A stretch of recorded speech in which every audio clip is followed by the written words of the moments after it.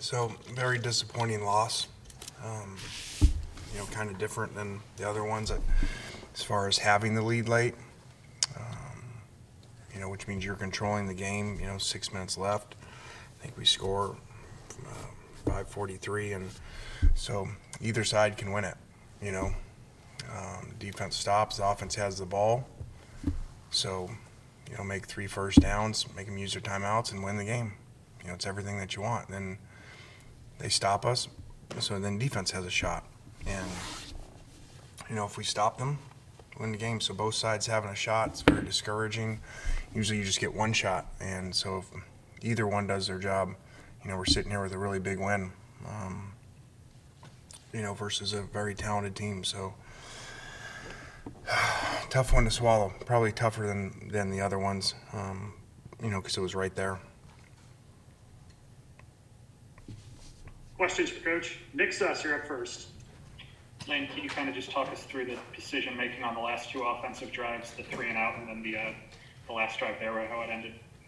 As far as on it seemed like y'all came out a little bit conservative on the 3 and out, and then not using the timeouts early on the last drive.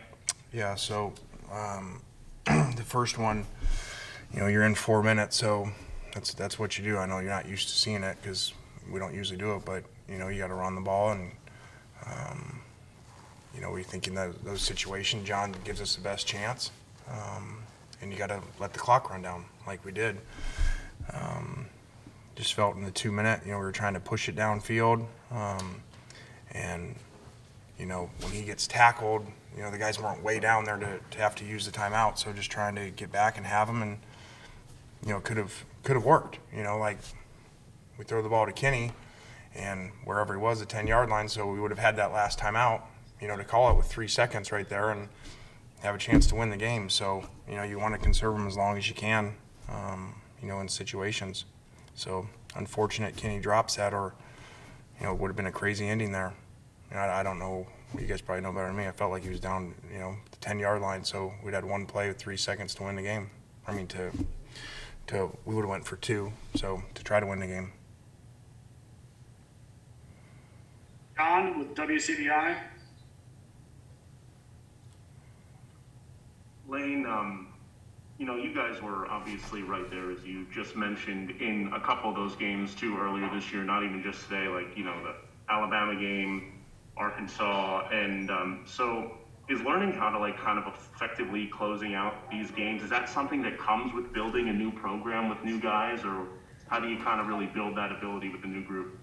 Yeah, I think that's always the case. If guys aren't used to winning, you got to, and I talked to him about it, it's not a magic point. There's no pixie dust, You got to make more plays than they do and execute the situations, and, that's what winning teams do. So I don't know. I'd like to think they think we're going to win, but, winning teams have that feeling like, hey, we got the ball, we're going to go win. They got the ball, we're up, we're going to stop them and win. So it's a mentality that, I try to talk it, throughout the game, like, hey, this is it. I was telling them, hey, we're going to stop them on defense, get the ball back, and, in the game running the ball for over 300 yards rushing, versus Auburn. So that's what should have happened. We didn't do it. I think, again, John, he gets so excited that I think he wants to make a play that can be good and bad. He pulls the ball on the zone read because he just, he's so competitive, and wants to play versus, the ends wide and hand it off. So, that's what you get with him, and I understand that, especially because he doesn't play as much. So it was good that we got him involved early. The 2 quarterbacks and the 2 running backs, all had, over 50 yards rushing in the game. So it was good that we had answers to the issues last week. These guys copied them like they should and came out, which they normally don't do, dropped 8, played odd tight and dropped 8 the whole first quarter. And so, we had some new runs, some new wrinkles, so we knew if we didn't do that, we were going to see that all year long. So that was good, and actually ran them out of it, and they got back to 4 down after that. So I think we were a lot more patient. Again, here's 51 runs in the game. Well, we run the ball more than anybody in the conference. Parrish Alford. Hey, Lane, from your vantage point, what did you see on Auburn's last touchdown, the long play to Williams with Kenny covering. What did you see, or Pedron? What did you see there? I don't know. You guys can probably see better than me from, seeing TV and stuff and press box. So, I mean, I don't know if you guys are here. It doesn't look like it. So you're watching TV. You probably see better than me. I just look like we were in man and we got beat. So, very unfortunate. I'm not making any excuses. I look out there. The game's on the line, and I look out there, and the nickel in the right corner are two people that a week ago were on offense. So that's just a situation that we're in. 4 and 6 are out there trying to make call. We're actually telling them what to do during the game. As a guy, this is like high school, but it is what it is. What did you get an explanation on why the kickoff play was not reviewed? Well, they said they did. So, you don't really challenge anymore in college because they review everything supposedly. So there's no use of challenging because, I go to the guy and he says they looked at it and said they didn't see anything. So even when they don't stop it, they're still looking. Now, why they didn't stop and look closer, I have no idea.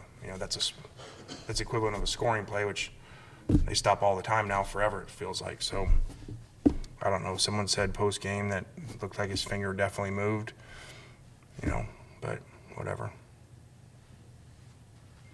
James? I know it was mentioned in the last question with, 4 and 6 both being on the field on defense. Is that something we can expect to see in the future? Is it just going to be a this week thing because of COVID numbers? I don't know. I mean, they're over there, and so credit to them. This is I thought we're playing Auburn in an SEC game, trying to win an SEC game, and it's like high school. We got 2 players that were on offense at the start of the week, going over there trying to learn all these calls, playing defense. So just is what it is. For whatever reason, we got hit over there with COVID and injuries a lot. Nate Gabler? One more question about that clock management. You guys have that 4th and 5 from about midfield, 4 minutes to go, 5 minutes to go. Why take that timeout instead of just taking the 5-yard penalty when you're going to punt? Yeah, that's a good question. It's very fair. We were trying to draw them off sides with a hard count, and so we usually figure, okay, hey, the timeout's not as important because we're ahead, and so they're going to end up having to use their timeouts, but that's a very fair question. Nick Suss? What look did you see on the fake field goal trend that kind of made you want to go for that in the third quarter? It was just something we'd said during the week, that our special teams guys felt good about it, and that flip, and I think the flip was a little bit short, so he kind of had to come back a little bit, so he couldn't run on the edge. I don't mind fake field goals when they don't work. It's not the end of the world because you can miss the field goal, and so I think we missed the same exact spot, same hash versus Florida, when we tried to kick. So I know fans, people say, oh, you missed that. Well, you can miss the field goal too. Fake punt, that's the disaster, when you don't make them.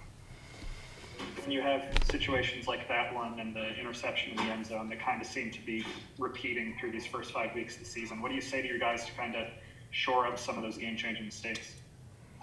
Well, we're always going to be aggressive. Our players know that. We're going to, fake things, go for it more than on 4th down than anybody in the country. So I think that your players like that.